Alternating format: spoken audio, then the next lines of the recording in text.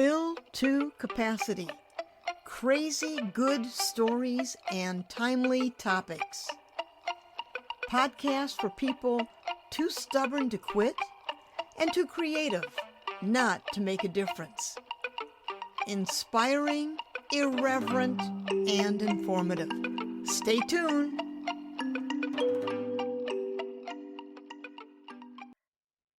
Hi, I'm Pat Benincasa, and welcome to Fill to Capacity.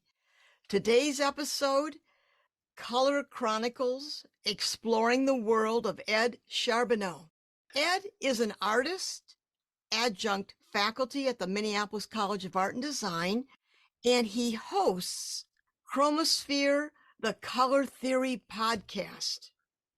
Ed does large-scale, colorful, abstract paintings, murals, and light installations. But I got to talk about his Chromosphere podcast. It's about all things color usage, color optics, the science, the history, the physics of color. It is highly informative on so many levels. How color impacts plastics, Goethe's beef with Newton's spectral light theories. Was Homer's ocean really wine dark? Color themes in grocery stores and the impact of telescopes on color theory, just to name a few. No wonder it has 20,000 downloads. So welcome, Ed. So nice to have you here. Yeah, thank you, Pat. I appreciate being on the podcast. It's quite the honor. I've been looking forward to having this chat with you for a variety of reasons, but I'd like to start at the beginning. Where are you from originally? I grew up in St. Paul, Minnesota, and over by McAllister College. Yeah, we met when we were teaching at the College of Visual Arts, which is also in St. Paul, a school that no longer exists. I was a student there in the late 90s as well. So that was my history of my going to a bachelor's degree was at the College of Visual Arts, and then came back to teach, which is when we met. Now, the other question I have for you is I want to know the story behind your name, Charbonneau. That's a beautiful name. Charbonneau. Well, I think it has to do with the person who delivered the coal. Carbon, I think. I grew up thinking it had to be something super fancy and, like some kind of wine label type thing, or like a grape variety. And I think that's the etymology, would you say? Okay. Well, now that we know that, we can proceed. So when did you know that you wanted to be an artist? Like, how did you get started? That would have been like throughout high school. And one which was in the mid to late 80s when I was in school. And the big kind of thing for me was I painted a mural on a video store near St. Catherine's College the summer of my senior year, so right after I graduated. And before I went to art school, I originally went to the Columbus College of Art and Design. So I knew I wanted to go into the arts as a junior and senior at high school, so I applied to art college. That experience painting that mural is when it really kind of clicked, like really kind of knew like, oh, I want to devote my life to painting murals, or animation was actually my first. I wanted to be a Disney animator. Really? Yeah, it was right around the time, or it was right at the time of that kind of hand-drawn renaissance that was spurred on by like The Little Mermaid and Lion King, and Disney was recruiting actively out of various art schools. And I went down to Florida to Disney World and met with some animators, one in particular, but he met with me and looked at my portfolio and advised me on what schools to apply to. Really? Yeah, so that's why I went to Columbus. Now, Ed, you started out wanting to be a Disney animator, so you've segued into my next question. What led you to focus on these large, beautiful color abstractions that you do? I mean, that's a big jump from Disney animator to what you do. Yeah, the animation route, I only went to Columbus for 1 year, and school just wasn't in the cards for me. had a really difficult time actually. I did well grade wise, I suppose, but it was kind of a torture Mm. being away from home and being super homesick and stuff. So I came back home and then I went to Alaska. So I don't know, the homesickness wasn't, I don't know what my Alaska? problem is. Yeah, I like mean, could where's you my, get any further from St. Paul? right. Yeah, and still in the US. Maybe if I went to Hawaii or, yeah, I was kind of pretty ungrounded back Hmm. then. But going back to the mural stuff, is even though I was out of school, I always seemed to have some kind of project either in the works or I was trying to plan for something or trying to Hmm. convince somebody that I could paint the wall of their business. And I did that even in Alaska. And so in 1995, I had a commission that was way over my head, which sent me back to school. I was realizing that I was reinventing the wheel for myself, Okay. and that maybe I could learn at an accelerated rate if I went back to school. Because this one particular mural had a lot of figures in it, and I didn't know anything about figure drawing. Okay. And so then when I was at CVA, I really fell in love with abstraction and figurative stuff and landscape, kind of the whole gamut, really. Yeah. Definitely abstraction coming out of it was very important. And then going into graduate school years later at the Minneapolis College of Art and Design, that would have been 2004 through 2006. I worked like exclusively on abstractions as my project. So the abstraction color is very dominant. What is it about color that fascinates you the most? What is it, Ed? Well, that's a good question. As to your introduction of what the podcast, all the Chromosphere Color Theory podcast is all about, is sharing my research, which is the research is like spurred by my curiosity how things exist. Well, there's something like at the College of Visual Arts, I took a class called Color Theory Hmm. by a teacher named Glenn Began, who I've remained friends with and in touch with. And it's like that experience, along with other experiences in other classes, really kind of it just kind of sparked my curiosity Hmm. that there's like a system of sorts or a methodology that isn't maybe necessarily random or just something that I can't understand, almost like trying to solve a riddle that maybe I know it doesn't really have an answer. Well, one thing I've been thinking about recently, going back to some of the murals that I painted over the years, is that these murals are generally on the sides of buildings outside Hmm. on busy intersections. And they're also in a lot like restaurants and often the entire room of the restaurant or maybe three of the four walls or something like that, right? And so from a very early age as an artist, like when I was, in my early 20s, I have been thinking about how is it that the viewer experiences the work. So like in the case of the mural on a busy intersection, I've got maybe 60 or 70,000 people as my audience driving by every day, but I might only get like a glance from them. Yeah, so I may just have like a second with the audience. And the question has been, how do I communicate something to that person? And then if somebody's sitting inside of a restaurant having a meal, they're in the space for like an hour and a half. So how are they going to experience the whole thing Yeah. in terms of the entire space and the part that they happen to be sitting next to? And then some of these outside murals were on restaurants that had outside seating. So there's like these multi-layered things on my mind about how people are experiencing the artwork. And then also over time, like a lot of my early stuff was cartoons, which is kind of why I wanted to be a Disney Hmm. animator.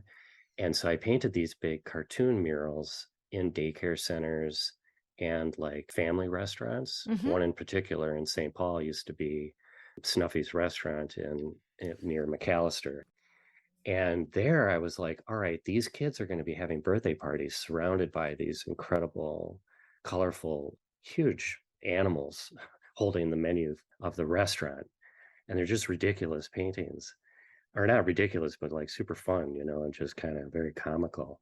But like those kids are going to be having like their 10th birthday there with all their friends. 10 years later, that's going to be part of their memory. Mm-hmm.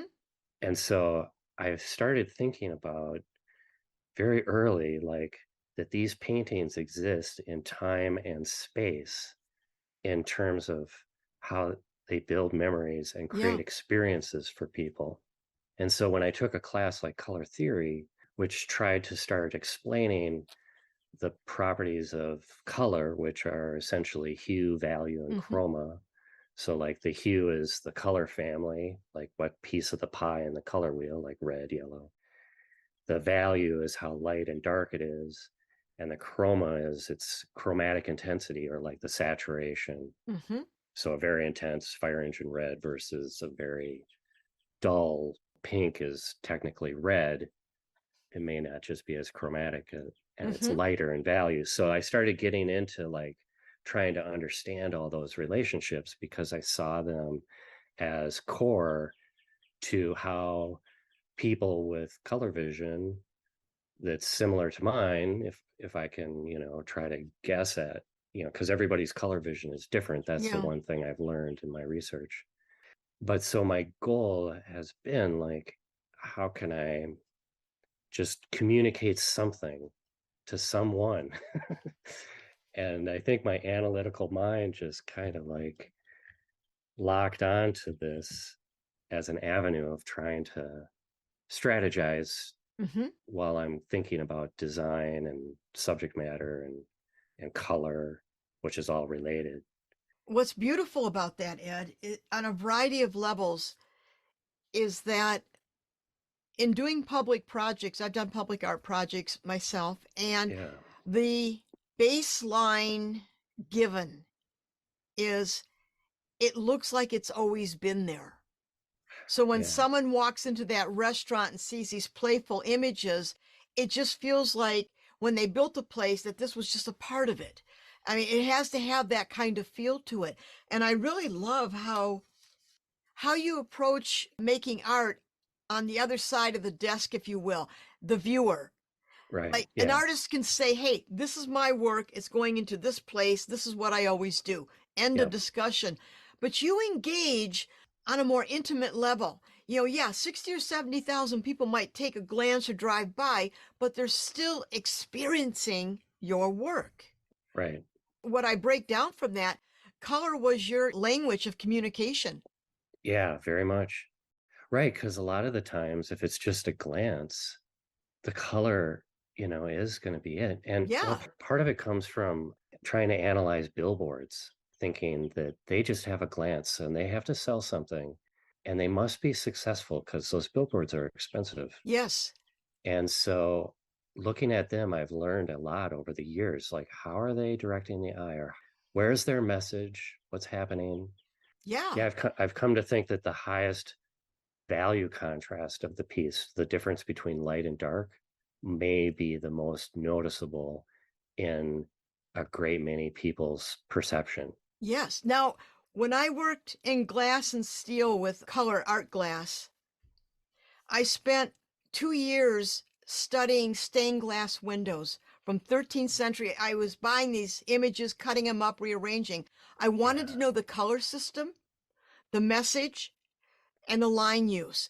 And all of them had one thing in common: beautiful, bright color, yeah, and it was really consolidated so the message was clear. It was sort of the liturgy for the laity. It was like people right. couldn't read, but they could look at those stories in glass. Much Yeah, fast forward to what you're doing with billboards. I mean, it's the same thing, yeah, really. yeah. Yeah, I think of those as the first comic books, Oh yeah. stained glass. The Sistine Chapel is just one big comic book page When you in think my about it mind. that way, yeah, yeah. Yeah, Okay, I want to shift gears completely and go in a different direction. The pandemic affected every aspect of our lives: workplace, education, healthcare, the arts. There's a website called Artwork Archive, and they said the pandemic democratized art. Hmm. And they broke it down by saying COVID forced the art world to move away from traditional venues, and it started to respond to a digital first community. Yeah. And then people were attending online exhibitions, artist talks, virtual tours. They even roamed the galleries of the Metropolitan Museum, all from their couch. Hmm. So 2020 brought this global access to art, but it also caused us to discover our own backyards. And during the pandemic and civic unrest, artists went into the streets creating murals, making public art integral to the life and education of the community while sheltering in place. So, I know that's long winded, but with all Yeah, that yeah, said, no. do you agree that art has become democratized, and do you think these changes will continue as we move forward? Yes. Yeah, in a broad sense, like the democratization. Yeah, that that makes a lot of sense to me. Like one thing throughout my career is I've never really put a focus on showing my work in galleries. Like I've never said no to anybody, and I probably would never say no. Like, oh yeah, sure. That'd be great. But the emphasis for me, the energy was finding those buildings, basically seeking out the busiest parts of Oh, town, intersections and big, huge empty walls, and wanting to get my work on that and or in, restaurants and families' homes. I mean, I think I kind of stopped adding up but I think I kind of approached 100,000 square feet of painted surface. whoa. I don't know if that's right. It might be lower, like 80 or 90. I was counting for a long time because I listed it as my portfolio as like, kind of like my credentials. So taking out that decider of who's in the gallery, who gets Yep, to pick, who gets to show, who gets to do what, I think that I have seen a lot of that through my Instagram feed and people getting their work out there. yep. I think in my case, like with the podcast, I wonder if that kind of qualifies as like my kind of attempt in a way to do something like that because when well, I don't know, is this a good segue to follow Sure. Let's or let's go. I'll go where you lead. okay. The question makes me think that this research that I started that's informed the podcast started during the pandemic because I was teaching a class at the Minneapolis College of Art and Design that Hmm. had a color component to it. And at the college, we don't have a proper color theory class like I took in the 90s. And so I thought, I have this online class. I'm going to make a list of color terminology that I'm going to share with the students. And it was an intermediate class. And so I figured I would have students with a great knowledge and very much beginning, right? So I Yep. started off by just listing those hue, value, and chroma, in the short definition, like I did. That list grew to now it's like a document I call color theory resources that's about 230 pages long. And in that document, as I was reading things and putting it in there, I started noticing these threads that ran through the histories, like you say, that Yeah. how important telescopes were and what, the whole thing about Homer. And then I shared that with another colleague of ours, John Dufresne, Oh yeah. a friend who just retired from running the art and design program at Concordia University in St. Paul. An amazing educator. Oh Yeah, my God. And designer. Wow. yeah, wonderful person. I had the honor to teach a color theory class at the university last semester, which I hope continues. I met early on with John Dufresne. I shared that document that I was telling, the color theory resources, and we had a meeting. And he said, I was getting feedback from people like, "This is a book. Yep. You're writing a book, basically, and you got to get it published." And John, we talked, and he's like, "Yeah, that's great. A book would be, kind of like the gallery thing. I wouldn't turn it down. He said, well, look for other ways that you can get that information out there, like maybe just get a video camera and just talk into it and put it on YouTube and just let it sit there. And so that gave me the idea to think of like identify these threads and these topics that then I recorded. And yeah, and now all of a sudden I'm getting messages myself from people all over Hmm. the world saying, "Oh, this is great," or asking me questions to clarify different things. And but I am pursuing publishing too. I want to kind of see where it leads.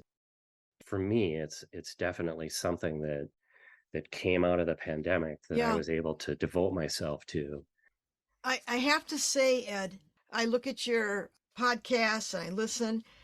It hit me. What you've done is that you have introduced a whole new modality in teaching color theory in the 21st century. Oh, Because that podcast, unlike a book and pages, which can be a compendium, okay, yeah, yeah, but the podcast is multidimensional.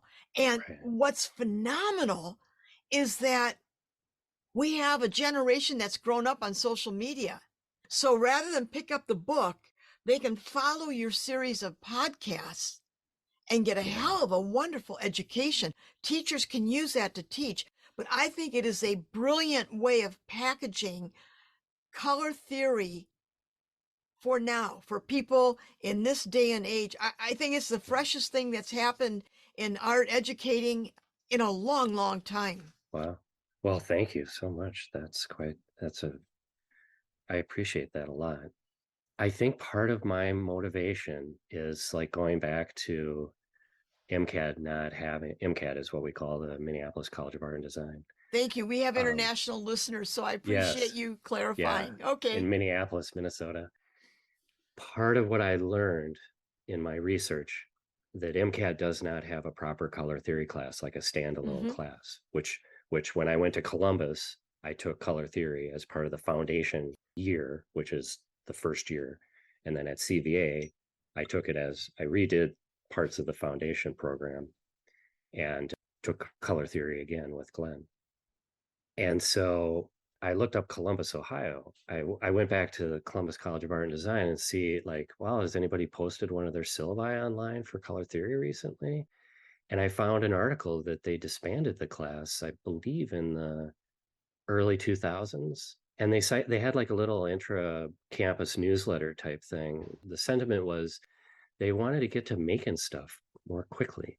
And when I took it, we were like arranging color chips from like the Yep. Munsell color book. And it was incredibly tedious. And a lot of people were like, what the heck does this have to do with anything? Now, apart from just putting all these orange chips in the right order.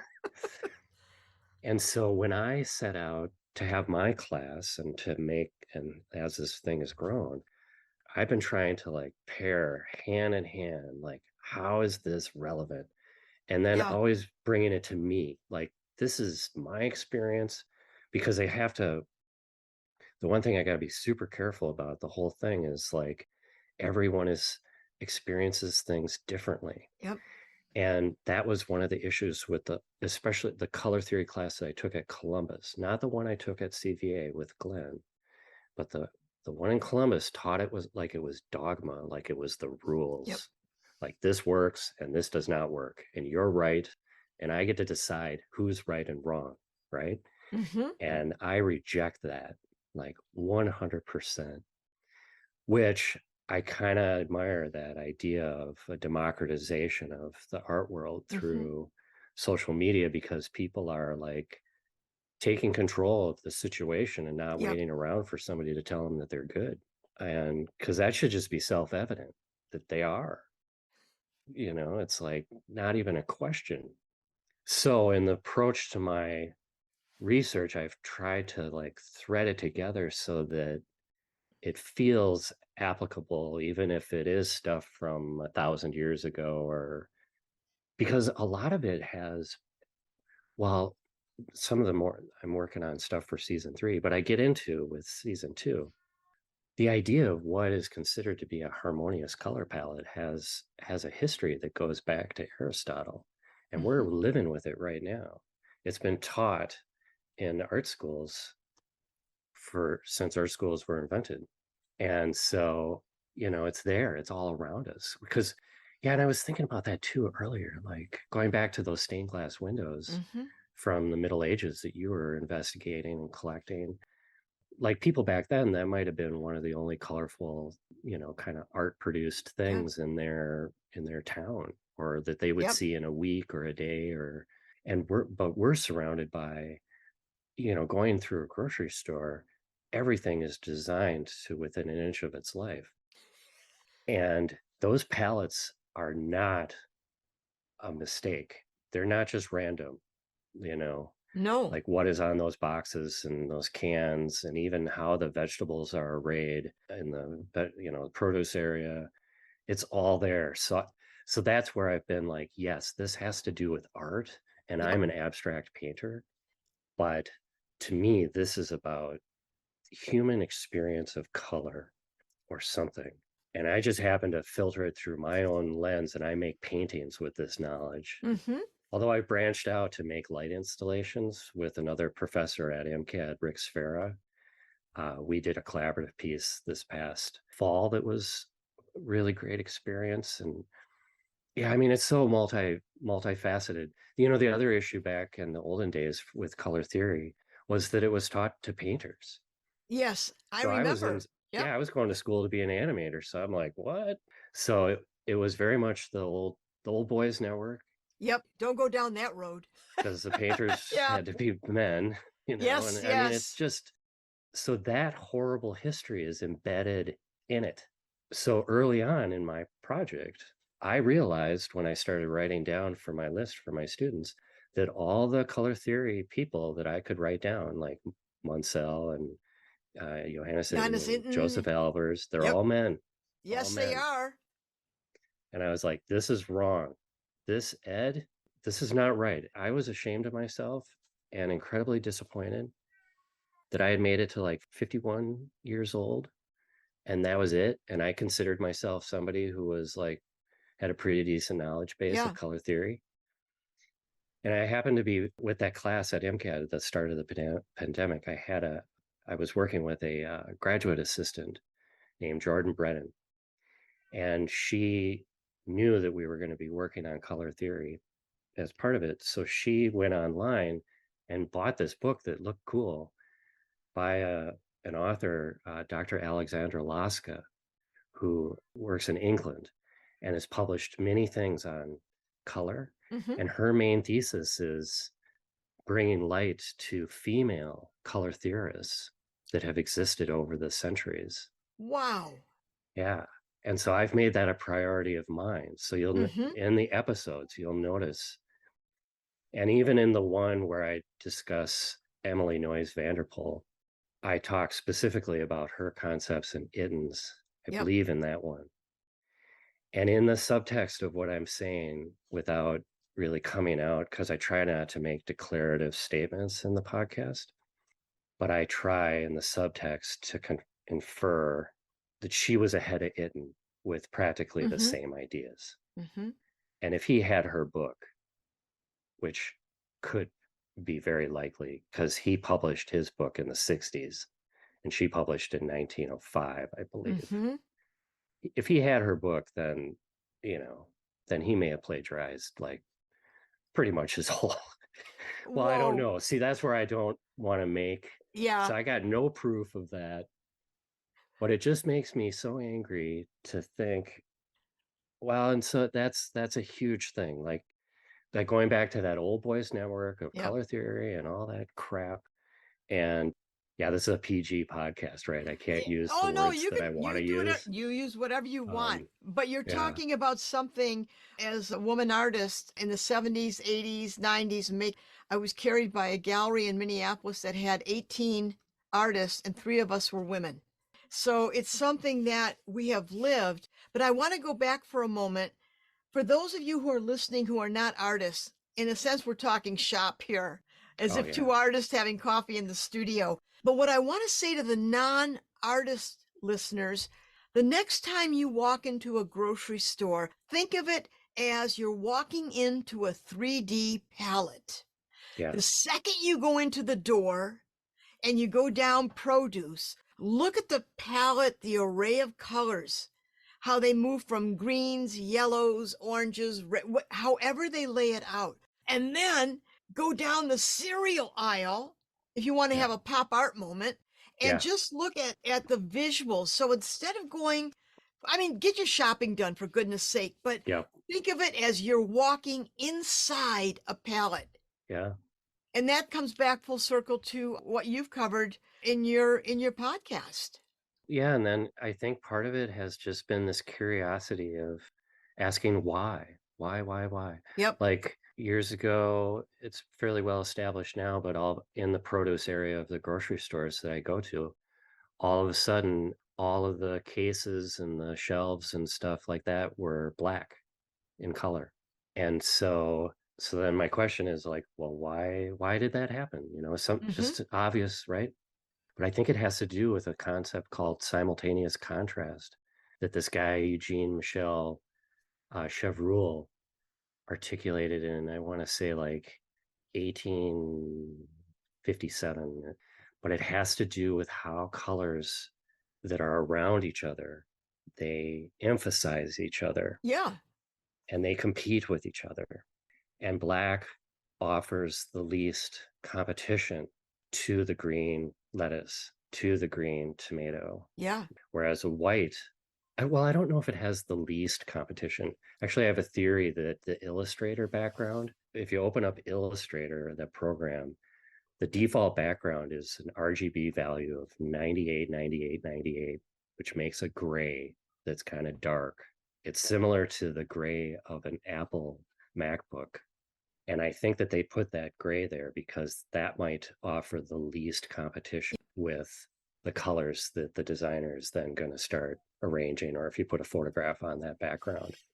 But if you look at it from an art making point of view, when people paint or do stained glass or drawing, they have a dark line around the color. So it's that Yeah. same mindset, Awesome. really. Yeah. Yeah. Okay, I need to move from the sublime Oh, to yeah. the pragmatic. How do Yes. you balance your multiple roles as artist, teacher, and podcaster? That's a lot of stuff, Ed. Yeah. Well, I have a great support network. My wife, Erica, is fantastic. We have 4 cats. Yes, you do. Yeah, I should mention they're Little Gray, Mittens, Socks, and Mr. Fabulous. And they were born under our porch to a feral mom in 2016, and we adopted them. Yeah, that and my family, my mom, my immediate family and stuff like that is huge. Well, part of, yeah, I don't know. Uh, I wonder, as just a quick question, kind of an Yeah. aside. This is a bigger question, and I don't know how deep to go into it. But one of my things over the years is suffering, or not suffering, just living with mental health Mm-hmm. issues, anxiety Yes. and depression, and borderline bipolar. That was never really defined, so I never really fell into that category, like clinically. Mm-hmm. Yeah, I don't know. Would that be appropriate to talk about in this, Oh, or is it's that always too appropriate to talk about. too I've had personal? mental health guests and Yeah, advocates on, and actually, Ed, it's something with the stress levels that people are enduring right now. I think it's great yeah. to talk about mental health. Okay. Yeah, I kind of thought Absolutely. about that as I was listening to some of your other ones, and then I don't know. But anyway, so yeah, well, yeah, my support system. Well, we've been talking about this long arc of me being a high school student, painting murals, and going to art school and becoming a teacher myself. Mm-hmm. And all through that time in the early 90s, I started to significantly deal with mental health Mm-hmm. issues in terms of depression and anxiety, mainly depression, very profound. It actually hospitalized me. I was hospitalized and went through a program of several years in the early 90s, basically. Well, actually, as a little funny bit, the the judge in Ramsey County that committed me to the state hospital, in 1991, I want to say, or 90. He presided over my wedding with Erica in 1999, the same guy. And it was Whoa. a total luck of the draw.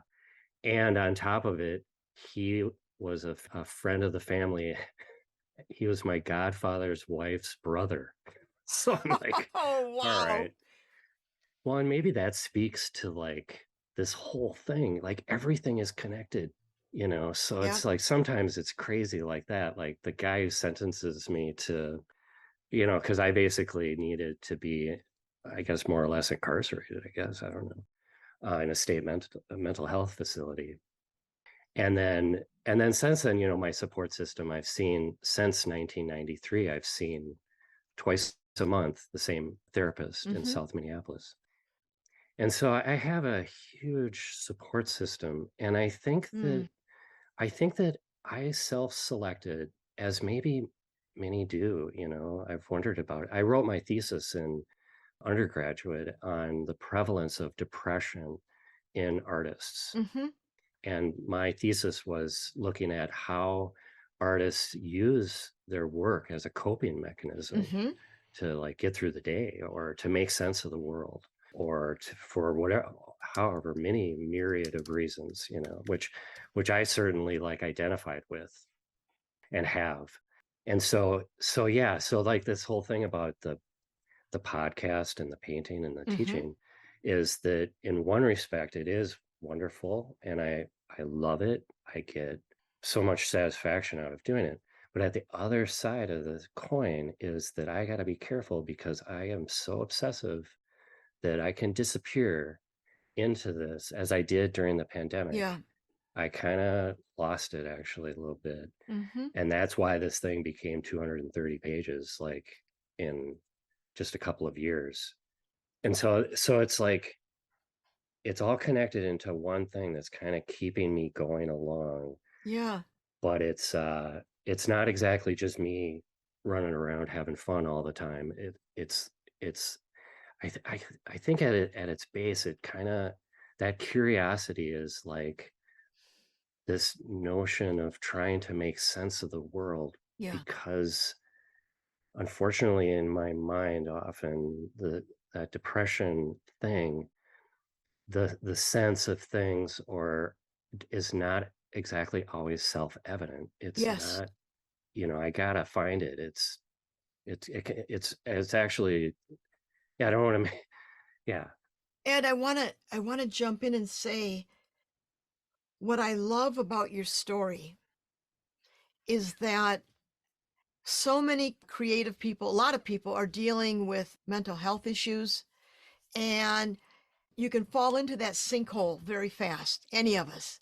But yeah, it seems that when you talk about your support system, uh, you were talking about the old days of art. And when I was coming up in art school, which is very old days, there was this whole thing about the artist as genius. right, It was always the bad boy artist who doesn't need anybody, lives on Mount Genius, makes yep, art, et cetera, et cetera, et cetera, which is just, oh, it's such nonsense. Anyways, fast forward to you talking about your struggle and your struggles ongoing, but yet you have this marvelous support system that, when you said it's all connected. yeah, And I think anybody listening who does feel that isolation, I'm an artist, I just don't know, I get upset, I get depressed, here's a methodology of, can you find a support system? Can you seek help? And I yeah, love that about your story. yeah, thank you. Yeah, it makes me think back to like John Dufresne and teaching color theory this past semester at Concordia University.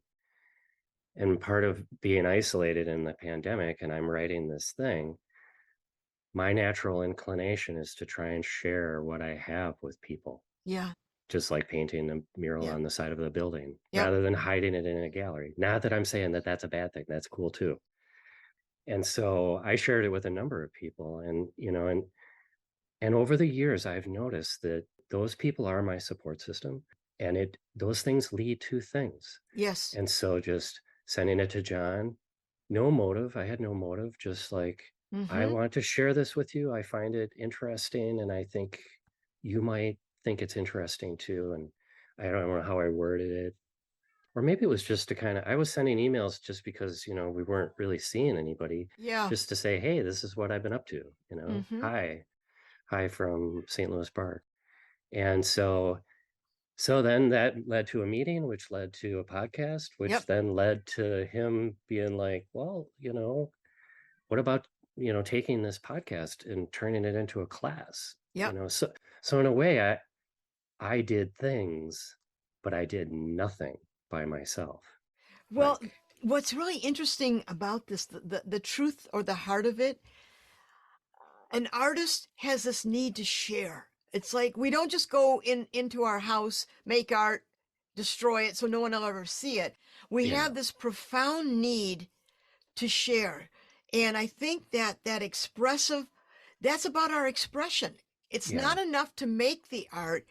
It's about sharing it and expressing. I mean, hell, they were doing that, before people were verbal in the caves of Lascaux. They were yeah, they yeah, were carving on the walls. This need to connect with others is very profound, I think, in the artist's story. yeah. Yeah, and that expression, going back to like the abstract painting and stuff like that, if it's just going to be a mass of color, if it's a visual expression, then I think that that informs my curiosity to try to learn more about people's vision Yep. so Yep. that I could maybe become a better communicator, a better Yeah. expresser of Yep. sorts, if that's possible. At the end of the day, the one thing that is true is that the formula does not exist. There is no set thing, No. and it can be learned about and studied, but that's it. The Yep. proclamation of this is correct or better than something else doesn't exist, I I don't think think. those days are over, Ed. Yeah, yeah, That binary good, bad, yes, no, black, white. yeah. The other thing I want to mention when you talked about artist and depression, there is a wonderful book called The Van Gogh Blues, Hmm. The Creative Person's Path Through Depression, written by Eric Meisel, and he published it in 2007. I think that book saved my life. And Oh, he wow. talks about creatives having depression, ADD, being dyslexic. And Cool. I hung on to that book for quite a few years.